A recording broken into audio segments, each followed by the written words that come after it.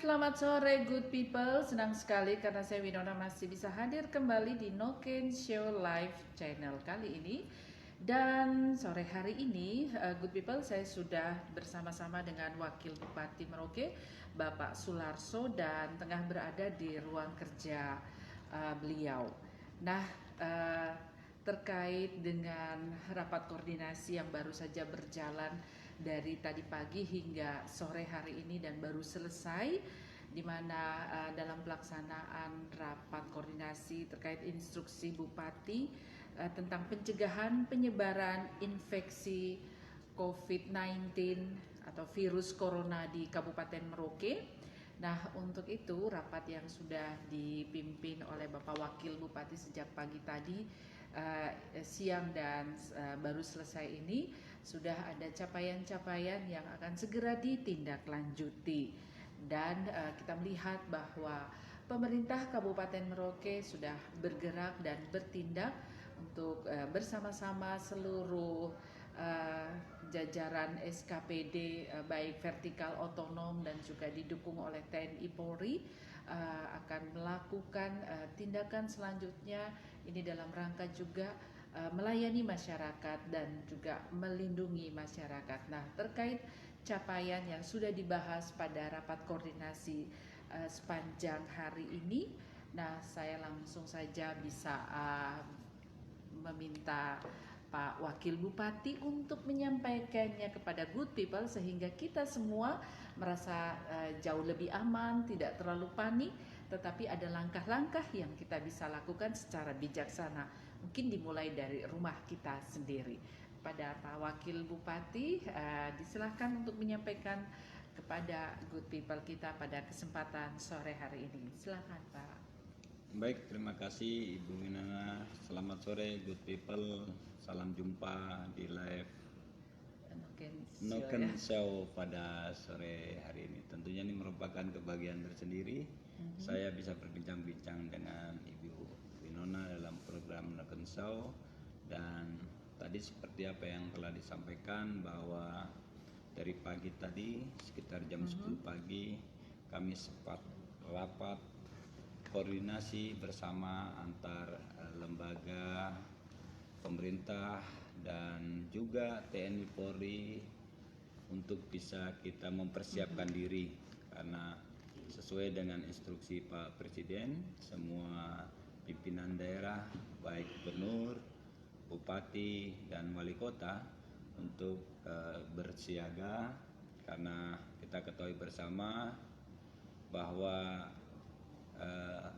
corona atau yang disebut COVID-19 ya. Ini sudah hampir masuk di seluruh negara di dunia, tidak terkecuali Indonesia. Dan kita ketahui bersama bahwa di Indonesia sendiri sudah ditetapkan beberapa daerah yang memang sudah terjangkit. Oleh sebab itu kita harus ada upaya langkah-langkah nyata untuk bisa mengantisipasi, karena kita ketahui bersama negara Indonesia ini sangat luas dan Kabupaten Merauke merupakan salah satu kabupaten yang terluas di Indonesia. Kita merupakan daerah tujuan dan ini merupakan beban buat kita semua, dan oleh Kementerian Kesehatan salah satu rumah sakit rujukan untuk COVID-19 ini adalah Rumah Sakit Umum Daerah Kabupaten Merauke. Oleh sebab itu, mau tidak mau, suka tidak suka, kita harus menyiapkan diri dan kita bersiaga untuk bisa mengantisipasi segala kemungkinan, baik pencegahan secara dini, secara awal mendeteksi sampai dengan penanganan bila ada masyarakat kita yang terpapar oleh COVID-19 ini. Bukan Kabupaten Merauke saja, tapi tanggung jawab kita sebagai rumah sakit rujukan, kita harus bisa menerima dari Kabupaten Asmat, Mapi, dan Bovendigul. Ini menjadi beban kita. Oleh sebab itu, tadi kami rapat koordinasi lintas lembaga, vertikal dan otonom, serta TNI Polri untuk memastikan langkah-langkah yang harus kita ambil terutama pintu-pintu masuk, baik itu lewat udara, airport, lewat laut, pelabuhan, dan lewat darat. Pintu-pintu ini kita deteksi. Kalau lewat darat itu daerah-daerah perbatasan, pintu masuknya kami sudah mengambil kebijakan untuk menutup sementara sampai memastikan bahwa betul-betul kondisi kita dianggap aman dari COVID-19. Untuk pintu masuk lewat udara pun kami sudah tadi meminta secara langsung Kepala Otorita Bandara Mopa untuk menyampaikan upaya-upaya yang telah dilakukan, dan lewat koordinasi dan kerjasama dengan KKP ini sudah dilakukan pemeriksaan deteksi dini juga, begitu juga di pelabuhan umum kita. Nah, kami sedang merencanakan dan membuat posko bersama untuk melayani masyarakat secara umum, baik Merauke, Asmat maupun Kabupaten Bovendigul, untuk bisa kita menyiapkan sarana dan prasarananya, termasuk call center yang harus kita siapkan. Jadi ketika ada gejala-gejala demam, batuk, flu, kemudian ada riwayat perjalanan yang mungkin itu dari luar daerah, apalagi dari daerah-daerah yang sudah ditetapkan sebagai daerah terjangkit seperti Jakarta, Solo, Yogyakarta, Banten. Nah, ini perlu diwaspadai, dan oleh sebab itu saya juga menghimbau kepada seluruh masyarakat, Ibu Winona, untuk tidak panik benar, karena virus corona 19 ini termasuk virus yang tidak terlalu berbahaya dibandingkan virus-virus lain, MERS dan yang lain-lain. Hanya kita menjaga persebarannya. Oleh sebab itu, kalau dilihat dari data yang telah dirilis oleh kementerian, tingkat kematiannya tidak mencapai 3%, artinya 97% lebih itu yang terkapar oleh COVID-19 itu bisa sembuh dan bisa disembuhkan. Saya juga menghimbau kepada seluruh masyarakat Kabupaten Merauke pada khususnya untuk mulai melakukan hal-hal yang sangat ringan, yaitu kita selalu menjaga kebersihan diri sendiri dulu, lingkungan keluarga, dan lingkungan lebih luas lagi, sehingga ketahanan tubuh kita ini sangat membantu untuk mampu menolak yang namanya COVID-19 atau virus corona itu. Nah, pola hidup sehat selalu dilakukan, makan sesuai dengan kebutuhan, istirahat juga diperlukan. Jangan lupa minum air putih yang banyak, itu salah satu cara kita untuk melawan Corona 19, dan juga jaga interaksi kepada orang khalayak umum, apalagi mereka yang berasal dari daerah-daerah yang sudah terjangkit virus corona. Ini sebenarnya virus yang tidak jahat, dia cukup ramah dengan manusia. Hanya kalau sudah terjadi wabah juga membuat masyarakat jadi panik. Jadi harapan saya, hal-hal yang perlu kita lakukan cukup sederhana, bagaimana kita mulai dari menjaga anak-anak kita, kemudian kita sendiri, keluarga, dan juga lingkungan di sekitar kita. Beberapa kebijakan yang sudah kita ambil dari pertemuan tadi, kita akan meliburkan dulu anak-anak sekolah dan juga perguruan tinggi untuk jangka waktu sekitar 13 hari atau 14 hari berjalan, tanggal 17 sampai tanggal 30, sehingga kita memastikan untuk bisa masing-masing universitas, SLTA, baik SMK, SMA, itu bisa memastikan bahwa di lingkungan mereka itu betul-betul aman. Kita mengisolasi ini bahasanya agak sedikit ekstrim, tapi kalau kita coba memisahkan hidup kerumunan ini menjadi hidup masing-masing, agar supaya nanti daerah tempat kita bekerja, tempat kita sekolah, kuliah itu bisa disterilkan lewat penyemprotan dan yang lain-lain, sehingga kita pastikan aman baru aktivitas bisa dilakukan.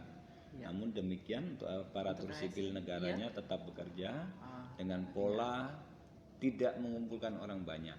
Kan ada misalnya yang pelayanan langsung terkait dengan Dinas Dukcapil, misalnya PTSP, Bapenda yang bayar pajak, PTSP perizinan.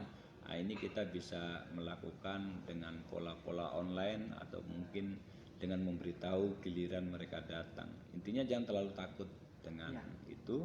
Dan hari ini saya duduk dengan Ibu Winona, kita nggak terlalu takut karena kita tidak bersentuhan langsung juga, jarak kita juga masih aman. Seandainya Ibu ada virus itu juga tidak akan tertular ke saya. Jadi kita tetap santai tapi waspada. Oke. Nah, ini yang menarik dan pasti menjadi pertanyaan good people nih Pak Wakil Bupati, terkait dengan ketersediaan masker maupun cairan pembersih ya, seperti disinfektan atau saniter untuk cuci Antiseptik. tangan seperti itu. Nah, apakah ini akan tetap terjaga bahwa jika good people memerlukannya tetap stok itu ada di mungkin apotek-apotek atau toko-toko. Kemudian juga ini untuk mengantisipasi, tadi sempat dirapat juga diantisipasi jangan sampai juga 9 bahan pokok ini harus tetap juga aman sehingga tidak terjadi juga kekacauan atau kepanikan di masyarakat. Bagaimana?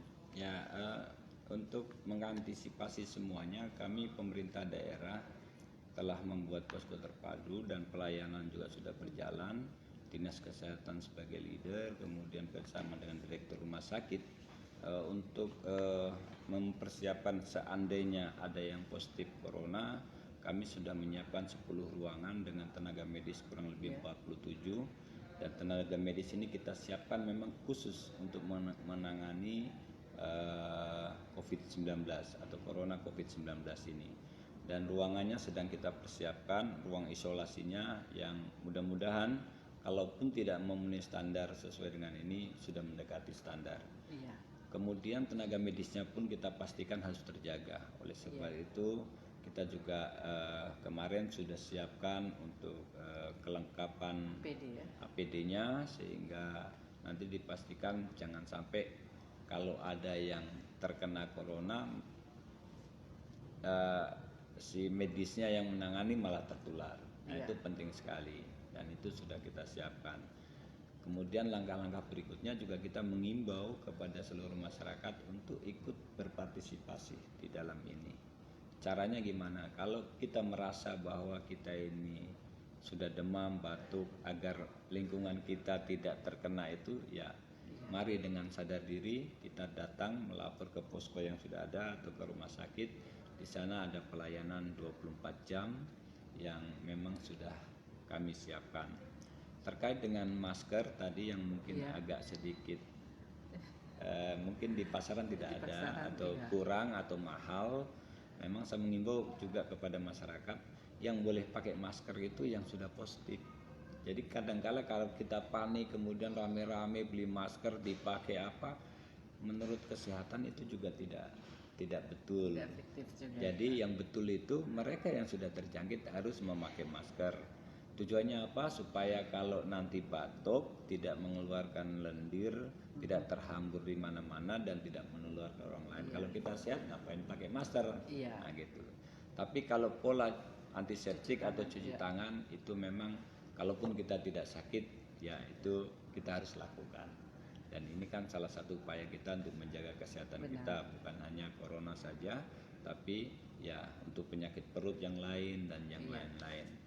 Ya cara yang paling sederhana, tidak mengeluarkan biaya. Setiap kesempatan kita mau makan, mau tidur, upayakan cuci tangan pakai sabun di air yang mengalir. Itu sudah sangat menjamin sekali tentang diri kita sendiri. Dan bagi keluarga-keluarga juga sudah mulai harus menganjurkan kepada anak dan keluarga yang lain. Terkait ini ketersediaan 9 bahan pokok, Pak. 9 bahan pokok. 9 bahan. Khawatirkan. Betul, tadi kami sudah koordinasi dengan Pak Kabag Perekonomian, Kapulog untuk 9 bahan pokok. Memang yang perlu kita antisipasi adalah gula. Kalau beras, daging dan yang lain-lain semuanya dalam kondisi aman. Bahkan ini bersamaan juga dengan menjelang Hari Raya Idul Fitri. Saya sudah perintahkan untuk mengecek dan memastikan bahwa kebutuhan kita sampai dengan Hari Raya Idul Fitri itu harus aman. Kemudian untuk kebutuhan jangka yang agak panjang sedikit, untuk PON 2020 juga kita harus bisa memastikan seluruh tamu-tamu kita yang datang di sini kita bisa persiapkan untuk makanan, dan oleh sebab itu seluruh kebutuhan terkait dengan kebutuhan makan 9 bahan pokok dipastikan harus sudah siap. Dan syukur kita untuk 9 bahan pokok ini hampir semuanya sudah tersedia di Merauke dan kita tidak impor. Hanya mungkin gula. Kalau minyak kelapa sudah bisa kita cadangkan, minyak sawit juga ada, telur kita sudah, kita juga melebihi, daging kita juga, beras iya. Jadi hanya mungkin beras gula putih yang menjadi beban kita untuk bisa kita pastikan harus ada. Iya. Jadi untuk posko pengaduan sudah ditetapkan ya Pak ya tempatnya ya? Untuk poskonya Good People perlu tahu kita akan siapkan posko di kantor Bupati. Nanti call centernya kita akan beritahukan di 119. Nanti secara resmi Kepala Dinas Kesehatan akan menyampaikan itu call centernya, dan di situ juga bisa untuk interaksi, komunikasi, bersosialisasi sehingga masyarakat kalau yang mungkin kurang paham tentang corona COVID-19 ini bisa ke call center menanyakan dengan baik sehingga kita tidak salah informasi, tidak miskomunikasi, apalagi sampai kita korban dari hoak yang ada. Intinya kita tidak perlu terlalu cemas, tapi tetap kita menjaga kebersihan. Insya Allah kalau kita menjaga kebersihan, COVID-19 akan tidak. Dan juga yang penting doa ya Pak ya. Yang penting doa. Ini kayaknya kesempatan untuk mendekatkan diri pada Tuhan. Amin. Ini dari nilai positifnya kita mulai diajarkan tentang kebersihan. Benar. Kita diajarkan disiplin tentang makan, istirahat. Dengan COVID-19 ini mudah-mudahan ya kita bisa dapat dampak positif, yaitu lebih mendisiplinkan diri. Benar. Baik untuk kepentingan kesehatan pribadi maupun keluarga. Saya tadi ketemu Ibu Winona pun kita mulai belajar salam jarak jauh. Oke, luar biasa ya Pak ya. Kiranya dengan apa yang telah disampaikan oleh Bupati Merauke Bapak Sularso kepada good people sekalian bisa menjadi satu informasi yang up to date untuk kita ikuti, dan sekali lagi untuk masyarakat Merauke kita tidak perlu panik ya Pak ya. Tapi tetap masing-masing kita punya kesadaran untuk menjaga kebersihan diri dan juga tentunya keluarga. Dan, Bu Winona, saya ingin menyampaikan pesan satu lagi. Yang paling mudah kita lakukan, kita selalu konsumsi vitamin D dan vitamin C agar ketahanan tubuh kita bisa menjadi kuat sehingga imunitas tubuh kita mampu menolak yang namanya COVID-19. Memang biasanya kalau corona ini masuk ke dalam tubuh kita, dia mengalami proses, dia akan berlawan dengan imunitas tubuh kita. Disitulah kita punya suhu badan agak naik kadangkala, dan kalau imunitas kita bagus, COVID-19 pasti tidak mampu menerobos. Dan yang pasti jangan terlalu stres ya. Tetap keep smile seperti Pak Wakil Bupati. Terima kasih untuk Pak Wakil dan segenap jajaran yang tadi sudah terhimpun dalam rapat koordinasi. Sebagai masyarakat tentunya kita akan mendukung apapun kebijakan dari pemerintah daerah Kabupaten Merauke agar kita semua sama-sama bisa menanggulangi virus COVID-19 atau virus corona. Terima mulai kasih. Dari diri kita sendiri dulu, baru sekali. kita ke orang lain. Jadi kita salamannya gini. Salamnya gini. Baik, good people, demikian bincang-bincang saya Winona bersama Wakil Bupati Merauke Bapak Sularso langsung dari ruang kerja Wakil Bupati Merauke. Selalu dapatkan informasi yang up to date dan terkini di Noken Show Channel. Saya Winona dan tim yang bekerja kami undur diri dan sampai jumpa.